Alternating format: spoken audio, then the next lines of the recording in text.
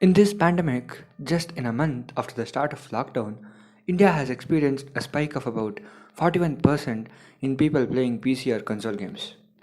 These computer setups mostly use the RTX technology, ray tracing technology when expanded. This technology uses photons. That means the GPU tracks the path of photons and thereby stimulates the effects like shadows, reflection, refraction, and other optical effects. This whole technology depends on photons. That means light. Hi, I am Vivek. This is Exposed. Today, with yet another juicy bit of dancing photons on your screens.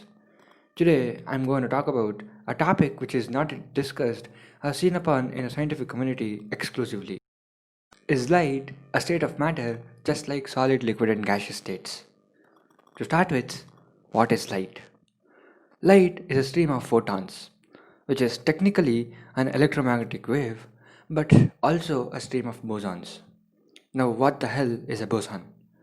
Boson is an elementary particle which carries a force. As photons carry electromagnetism, it is a boson. Now, going back, light is an electromagnetic wave but also a stream of particles. This gives light a unique feature known as dual nature. Now, the other side of the chart, matter.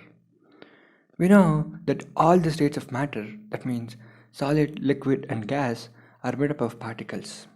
Particles in matter are basically fermions, which can be an electron or a proton or even a neutron. Due to the randomness of such particles, the matter in whole is divided into three major categories. According to their number of electrons and the nucleons, the nature of the matter changes. As we all know, there are around 190 elements found till date, which are basically comprised of fermions. So, knowing the basic things of our discussion, that means matter and the light, now let's do the comparison. Shall we? To bridge these two incredibly different aspects into one completely organized concept is difficult. But the concept which I mentioned earlier makes it easy, and it is the dual nature of light. Considering the famous double slit experiment, when the slit is just one, light behaves as a particle, but as wave when the slit gets doubled, which proves light can be both as a wave and as a particle simultaneously. And also, as we can see here, photons by their own decides the path they take. Therefore, we can conclude that light has a will and thus do every action according to its own will. So, light on its own will decide to be a particle or a wave and its projection and unprojection. Back to matter. Matter is projected to us as particles, but the core of the concept is that the matter has an unprojected wave side to every of its particles, and our aim is to make it project its unprojected side of waveform. To make the concept familiar, consider a log of wood burning, which is a spontaneous reaction when ignited, or petrol burning when ignited, or even hydrogen which catches fire. Here, light is produced when matter is burnt. That means converting the particles of the wood into its waveform which was hidden until then. Just consider a log burning. When this happens, the residue is nowhere near the mass of the original log. That means it has been converted into energy which is light. Now, if we apply the law of conservation of mass, here light comes back into the picture to conserve the remaining mass of the log.